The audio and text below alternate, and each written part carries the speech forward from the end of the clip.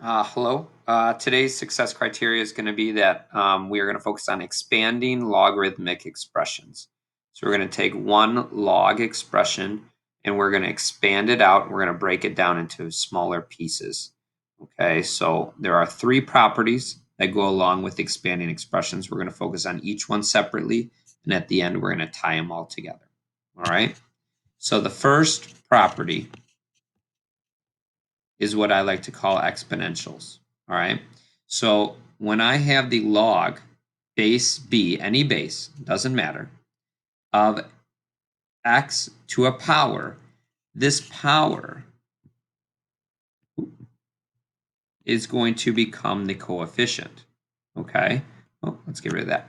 Okay. So log base b of x to the a is going to end up being just that, whatever that exponent was, times the log base b of x. So any exponents that we have are going to become coefficients.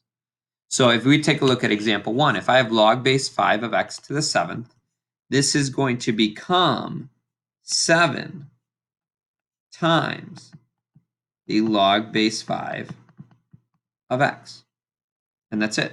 So any exponent you have is going to come in front as a multiplier or a coefficient in front of our log. All right.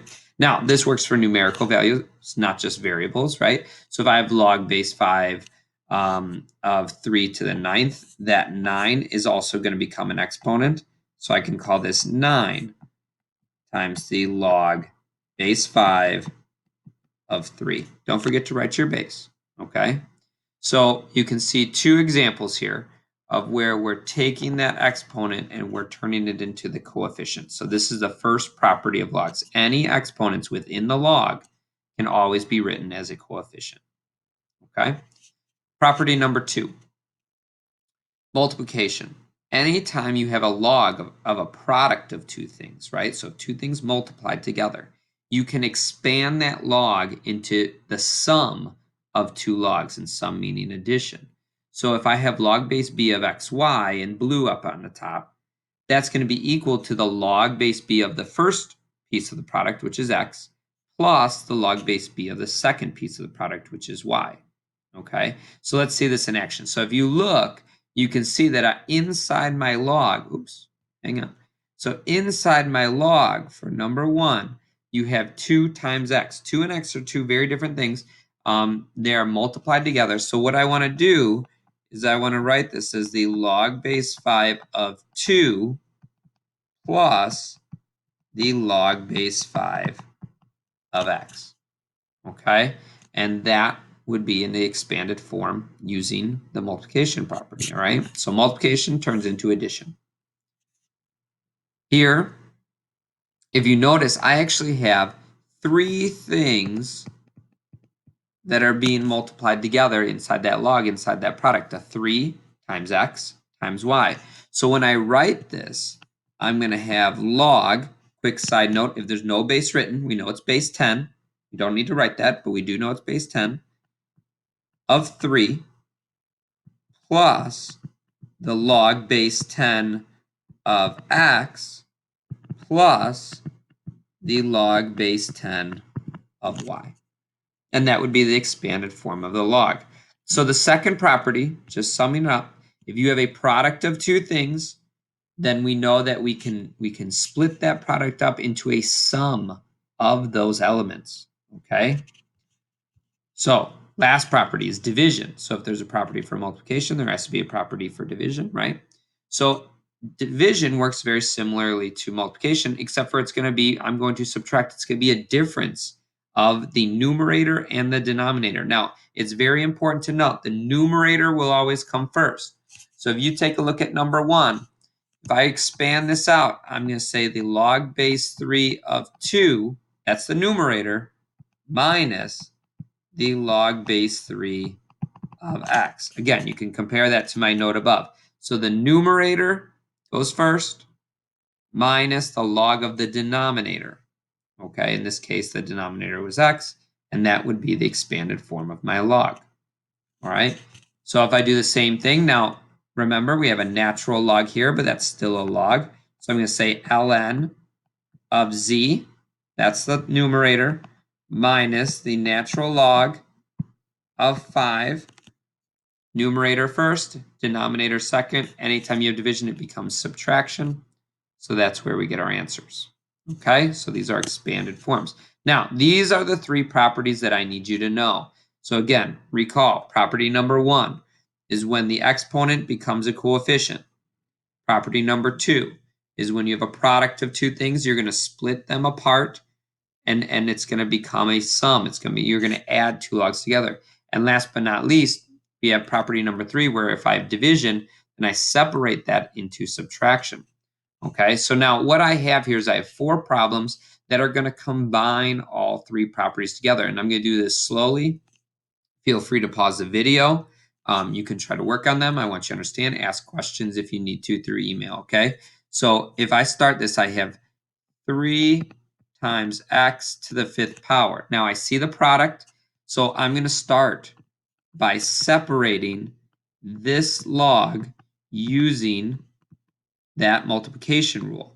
So log base 7 of x to the 5th. Do you guys see how I separated the product into a sum of 2 things? Now there is still one more step I can do. Now there's nothing I can do really with this first one, log base 7 of 3. However, we do have an exponent here, so that's going to become the coefficient only on the log with the x. So I'm going to get plus 5 log base 7 of x. Okay, and that would be my final answer. So this had 2 steps. The first step was to separate the multiplication. The last step was to bring the exponent in front. And most of the time, I wait to the end to move any exponents in front of my logs. Okay, just a heads up on that. So let's take a look at number 2. So you can see the fraction bar. You know that there's a division, so that's where I'm going to start. I'm going to start by separating xy, that's the numerator, minus the log of z, right? That's the denominator. But there's a second step here. This numerator, this xy, is still a product. So I'm going to say the log of x plus the log of y, because remember, anytime we have a product, we need to separate that with addition, and then minus the log of z. And that would be my final answer. So I'm expanding these logs into smaller pieces. That's the idea. I want to take a complicated log and break it down into smaller, simpler pieces. All right, 2 more. So now if you take a look at number 3, this is actually 3 parts. 2x cubed y squared. It's a product of 3 things. So that means I need to have a sum of 3 natural logs.